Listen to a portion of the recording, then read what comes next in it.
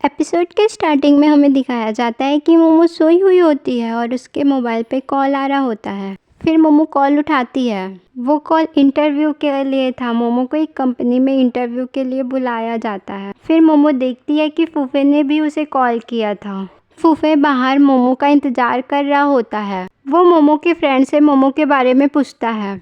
फिर मोमो आ जाती है। फिर फूफे उससे कहता है तुम कल कुछ ज़्यादा ही नशे में थी। तो मोमो कहती है मैंने कुछ अजीब तो नहीं किया ना। फिर फूफे उससे झूठ कहता है। वो कहता है हाँ तुम अजीब सी हरकतें कर रही थी। तुम मुझे यहाँ वहाँ टच कर रही थी और मुझे किस करने की कोशिश कर रही थी। ये सुनकर फिर मोमो को गुस्सा आता है। फिर हमें दिखाया जाता है कि गुए प्रोफेसर जियांग के पास आता है। तो प्रोफेसर जियांग कहते हैं कि ये टेस्ट तुमने अकेले दिया है। वो कहते हैं कि तुम काफ़ी अच्छे स्टूडेंट हो और उसे अपने टीम में आने के लिए मनाने लगता है। फिर गुए उसकी टीम में आने के लिए मान जाता है। फिर हमें दिखाया जाता है कि मोमो इंटरव्यू के लिए आई हुई होती है। उसे उस कंपनी में जॉब मिल जाती है। फिर मोमो कैंटीन में होती है और अपने मम्मी से बात कर रही होती है और एक हाथ में खाना पकड़ी हुई होती है। फिर गुए भी कैंटीन में आता है। फिर गलती से मोमो का खाना गिर रहा होता है तो गुए उसका खाना पकड़ के टेबल में रख देता है। मोमो की मम्मी उसे वापस घर आने को कह रही होती है। उसकी मम्मी उसे कहती है यहाँ आकर अंकल की फैक्ट्री में अकाउंटिंग का काम संभाल लेना, लेकिन मोमो उससे मना कर देती है। फिर मोमो गुए को खाना खाते हुए देखती है। फिर मोमो अपने जॉब में आई होती है। वो सारा काम अच्छे से कर लेती है। फिर वो अपने हॉस्टल जाने के लिए बस का वेट कर रही होती है, लेकिन बस में बहुत भीड़ होने के कारण वो बस पे नहीं बैठ पाती। फिर उसकी मम्मी का कॉल आता है। वो कहती है क्या तुम हॉस्टल पहुंच गए, तुमने खाना खा लिया।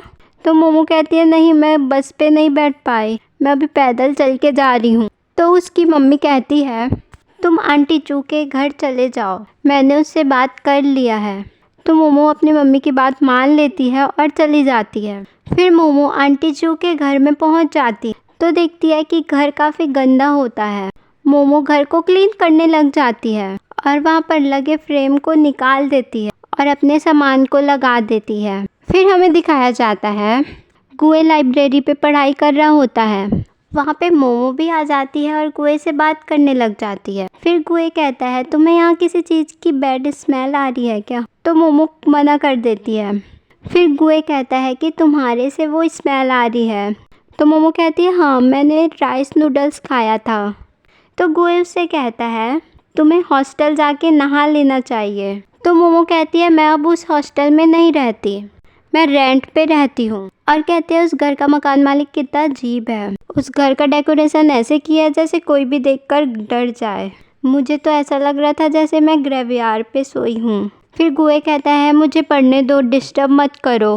फिर मोमो मन में कहती है ये भी ग्रेवयार्ड से कम नहीं और चली जाती है।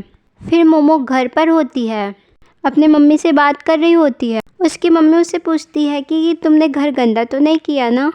तो मोमो झूठ बोल देती है कि घर साफ़ है। फिर उसकी मम्मी बताती है कि आंटी जू के बच्चे आने वाले हैं। ये सुनकर मोमो डर जाती है क्योंकि घर काफ़ी गंदा था। फिर उसकी मम्मी बोलती है कि कल आने वाले हैं, तो उसे अच्छा लगता है। फिर मोमो हॉरर मूवी देख रही होती है, उसे काफ़ी डर लग रहा होता है। फिर धीरे धीरे गेट खुलता है। ये देखकर वो बहुत ज़्यादा डर जाती है और अपने हाथ में चाकू पकड़ लेती है। फिर गुए अंदर आता है। फिर दोनों एक दूसरे को देखकर कहते हैं तुम यहाँ कैसे।